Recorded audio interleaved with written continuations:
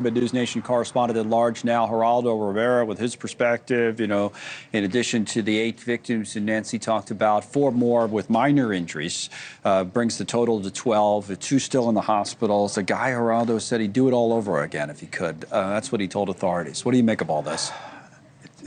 Just horrible, especially Connell, coming a week after the 2 Israeli embassy staffers were murdered in cold blood in Washington, D.C. Now you have elderly Jewish people on a Jewish holiday, of all things, being burned by someone throwing gas on them and shouting, free Palestine. Free Palestine doesn't mean free Palestine. It means the end of Israel and the end of these people. He says in his statements to the cops, he wants all Jewish people dead. He wants all Zionists dead. He wants all the territory, quote unquote, liberated. This is a racist, anti-Semite, hate-mongering mass murderer, and the whole notion that he overstays his visa to stay here so his child can graduate. What does he think his child's life is going to be like now? This is someone who is a selfish, murdering. I love what the U.S. attorney said, that no act of anti-Semitism will be tolerated and the consequences will be severe. Right. That's the message that has to get out there. Yeah. The consequences will be severe. Because we know that these incidents are not isolated and that they've been happening more and more. We've been showing the chart throughout the show that shows the rise in anti-Semitic incidents in the United States, really skyrocketing, in particular over the last couple of years with the war in Gaza. I was talking to Congressman Randy Fine. There it is again. Look at 23 and 24 at the right side of that chart. Congressman Fine is a congressman who represents Florida. He was telling me, he's angry about all of this, understandably so. He's a Jewish member of the Congress. And he actually blames, in part, the media, which I wanted you to hear and react to if you can. This is Congressman Fine earlier in the show. We really need to crack down on those in the media, not you, but others, that have broadcast knowingly false information about Israel that simply inflames people like this Mohammed guy in Colorado. 24 hours ago, it's reported that Israel is shooting people going to get aid. It turned out it was Hamas that's shooting the people going to get aid. But the media rushes it out. And why does the left-wing media do this? It's because they want it to be true.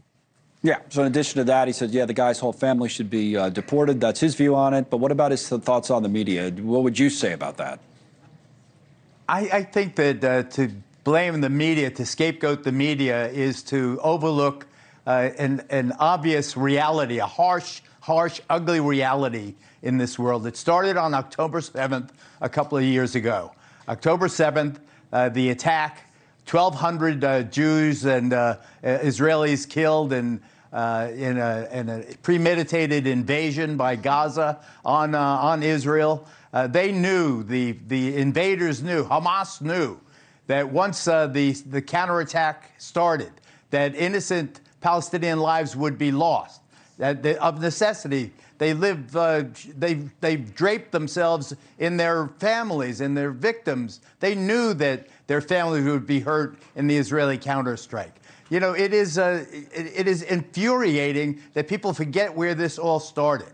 And I don't blame the media for it. I think the story is a very troubling story. It's a story with all kinds of different angles and different victims and perpetrators here. I think that what has to happen, though, is, as the U.S. attorney said, if you are going to be an anti-Semite, if you're going to attack a Jewish person for their religion, then know that the consequences will be severe, that the state will come down on you with a hammer. And I think that people have to, I love that other non-Jewish bystanders helped these victims with the water and so forth. That's the message that has to go out, that the United States stands together, that you can't separate us by religion, that these hateful acts that harbor back and to a dreadful time in world history will not be tolerated, will not be allowed to happen again. Everybody has to stand together and be emotional about it. When someone says free Gaza or free Palestine, they don't mean free Gaza, free Palestine. They mean kill Israel, kill Jews. They mean eliminate the Jewish state. It is infuriating that so much sloppy rhetoric is allowed without people, speaking up for the true victim. Thank you for watching. Subscribe below and download our NewsNation app right now on your phone, and you will get fact-based, unbiased news for all Americans.